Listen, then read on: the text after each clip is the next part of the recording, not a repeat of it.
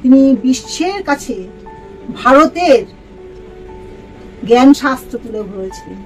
পৃথিবীর বড় বড় উচ্চ শ্রেণীর বিজ্ঞানীদের মধ্যে আলোড়ন উঠে গেল যে তখনকার দিনে ভারতে রসায়ন চর্চার এত উন্নতি ছিল। নমস্কার, আমি মধুমিতা। মহামানবের সাগর তীরে এই চ্যানেলে আপনাদের সকলকে স্বাগত। আশা করি সকলে ভালো আছেন। আজকে যার সম্বন্ধে বলবো আপনাদের ভীষণ ভালো লাগবে, ভীষণভাবে পরিচিত।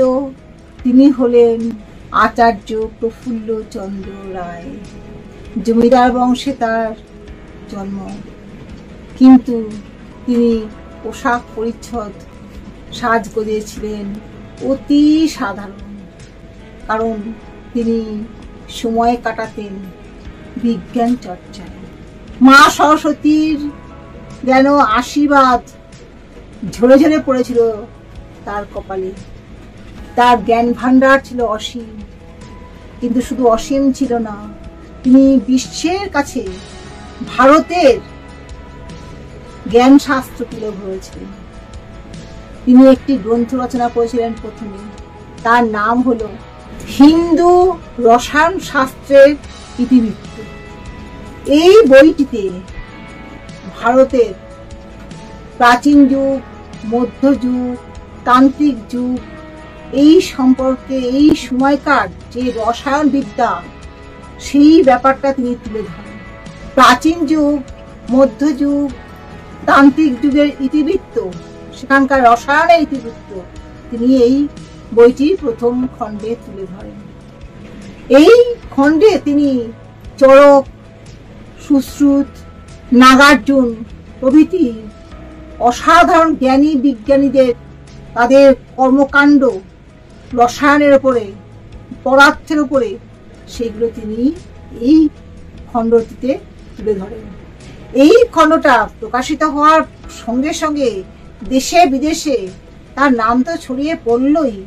আমাদের প্রাচীন ও মধ্যযুগের ভারতের ইতিহাসে যে রসায়ন শাস্ত্র, সেই বিষয়ে তার যে উচ্চ পর্যায়ের প্রযুক্তি, উচ্চ পর্যায়ের যে আবিষ্কার, তখনকার দিনে যে তারা আবিষ্কার করে ফেলেছিলেন, সেগুলো সবাই, পৃথিবীর সবাই জানতে পারলেন। এবং পৃথিবীর বড় বড় উচ্চ শ্রেণীর বিজ্ঞানীদের মধ্যে আলোড়ন উঠে গেল যে তখনকার দিনে ভারতে রসায়ন চর্চার এত উন্নতি ছিল। তিনি প্রমাণ দেখালেন যে সেই সময় ধাতু নিষ্কাশন হতো, সেই সময় বারুদ তৈরি হতো। অর্থাৎ কি, এইগুলো কিন্তু এখন তৈরি হয়নি। এই সমস্ত জ্ঞান, এই সমস্ত বিজ্ঞান, এই সমস্ত গবেষণা, এইগুলো ভারতের প্রাচীন মধ্যযুগ এগুলোতে আবিষ্কৃত হয়ে গেছে।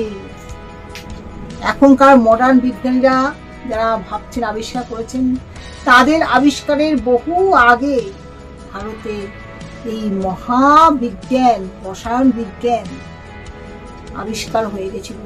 বিভিন্ন বিষয়গুলি, বারুদ, তারপরে ধাতু নিষ্কাশন, এসব তো আবিষ্কার হয়েছিল। আরো অনেক কিছু আবিষ্কারের কথা, অনেক বিজ্ঞানীর কথা তিনি তুলে ধরেন, প্রমাণ সব। এরপরে যে দ্বিতীয় খণ্ডটি বের হলো, তাতে তিনি বৌদ্ধ যুগে যে রসায়ন যারা শাস্ত্র আলোচনা করেছেন, গবেষণা করেছেন, সেইগুলো তিনি তুলে ধরেন।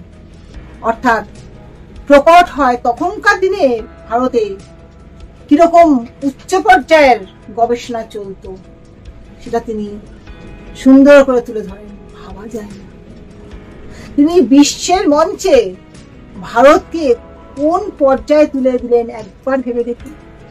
ভারতের সম্পর্কে, তাদের জ্ঞান বিজ্ঞান সম্বন্ধে অনেকেই বিভিন্ন দেশে তারা অবহিত ছিলেন না। তারা জানতে পারলেন ভারতের বিজ্ঞান চর্চার মাত্রাটা কত উপরে ছিল, তারা অবাক হয়ে গেলেন। পরবর্তীকালে এই দুটো বইকে একত্রিত করে প্রকাশিত হয় এবং তার নামকরণ হয় প্রাচীন ও মধ্যযুগীয় ভারতের রসায়ন চর্চার ইতিবৃত্ত। এই বইটি প্রকাশিত হয় এবং এই বইটিকে ভিত্তি করে তখন অনেকে অনেক গবেষণা শুরু করেন। অর্থাৎ এটাকে বেসিক বই বলা যায়। তিনি যে আমাদের দেশকে পৃথিবীর একটা বিরাট সম্মান জায়গায় এনে দিয়েছিলেন। এটাই একটা তার মহৎ কাজ। তিনি অনেক কিছু আবিষ্কার করেছিলেন, সেই আবিষ্কারগুলো নিয়ে আমি পরবর্তী এপিসোডে বলবো। আজকে এখানেই শেষ করছি। সবাই ভালো থাকুন। নমস্কার।